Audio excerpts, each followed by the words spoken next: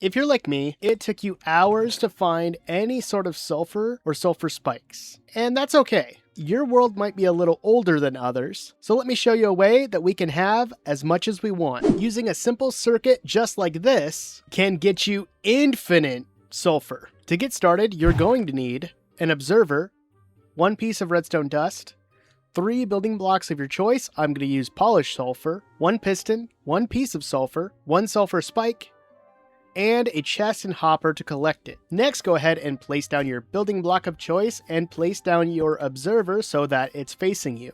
Place another building block on top of that with a piston also facing you. Then place another building block on top of that, and then 2 building blocks, 1 off of the piston and 1 off of the observer. Then take your redstone dust, place it like this, so that way whenever the observer gets an update, it will activate the piston. Then we can go ahead and place down our chest, our hopper running into this chest just underneath the observer.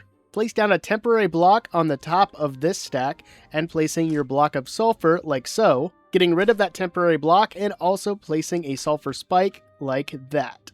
And your entire circuit's done. And my favorite thing about this is that it's tileable to an extent. I built up this version of it where I alternate it with blocks in between going every other. For some reason, it did not want to work as it was all lined up, so I put a block in between and it works just fine. But if you're able to place them one next to each other, you can double the output of your own farm. But let me know in the comments down below, do you have that issue when you're building it? The only drawback to this kind of a farm is that it takes a while for the sulfur spikes to grow, so that way they reach the observer, the piston activates it, and you can collect it all down in your chest. But if you have this running in the background, you'll have infinite sulfur for the rest of your days. Then, once your sulfur spikes are collected, go ahead and grab them, take them to a crafting table, and place them in a 2x2 pattern like so to get sulfur. Another great thing is that this also works with dripstone. The only difference is that you need to have water on top of the dripstone block in order for it to work. With the sulfur spike, you don't need water on top. So if you need a lot of sulfur,